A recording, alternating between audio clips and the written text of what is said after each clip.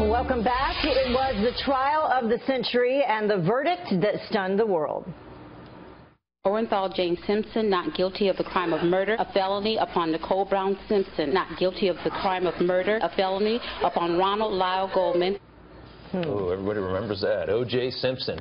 Now in prison on a completely different conviction, but could soon be a free man, set to face a parole board later today. Yeah, joining us now is attorney and media expert Royal Oakes, who was on the sidelines of OJ's first trial and played a major role in getting cameras inside that courtroom. Thank you very much for joining us this morning.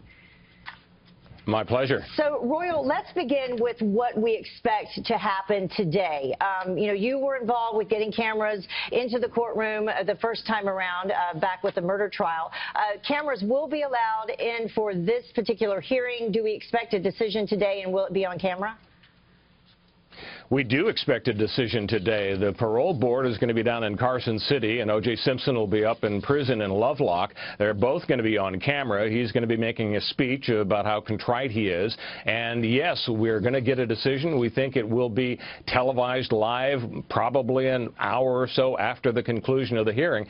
And, of course, there's a lot of pressure on this board, a lot of pressure to let him out because most people seem to think he was overcharged. And, in fact, it was payback for the two killings. That's why he got 9 to 33 years in prison for the hotel burglary. That's exactly what I was going to say. I mean, most people, if you commit a burglary like that, you don't get 9 to 33 years. That seems to be, you hear about people killing people. Manslaughter charges get less than that a lot of the time. So it seems like an outrageous, when you're looking just at that crime, an outrageous sentence.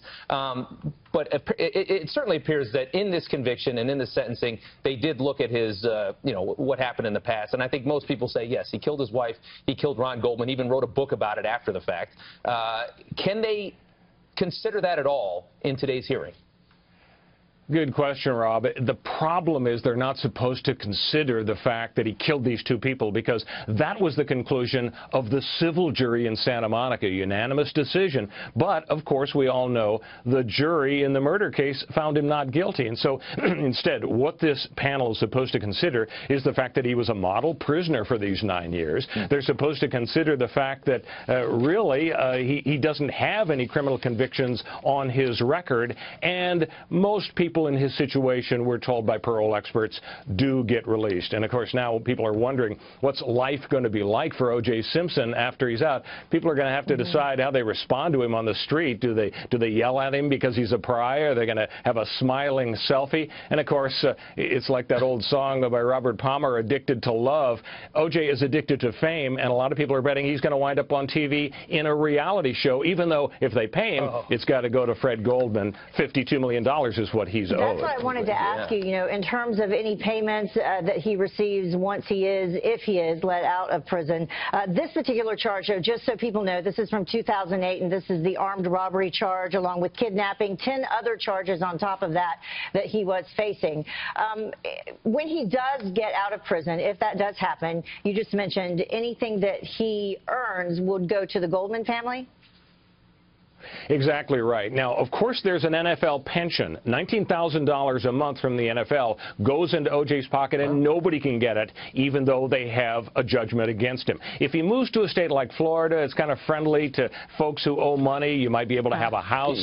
But in terms of making money, it's going to go to the creditors. Yeah, he spent most of his time between that conviction for armed robbery and after, he got off for the murders. He was still a pariah, and he spent most of his time in South Florida. He used to play at the same golf course that I played at when I lived in Miami. So I would expect him to go back there. Like you said, it's going to be a little friendly to that. But it's interesting that they can't touch that $19,000 pension because then it means he'll have money.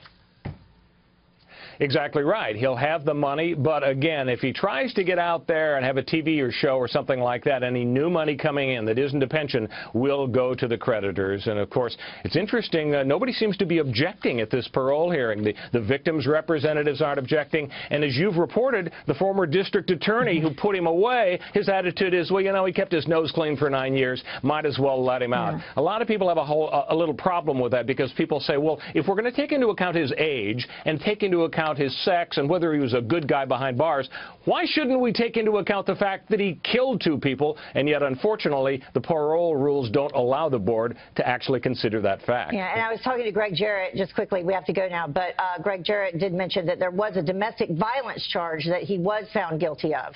So, you know, there is that could be considered.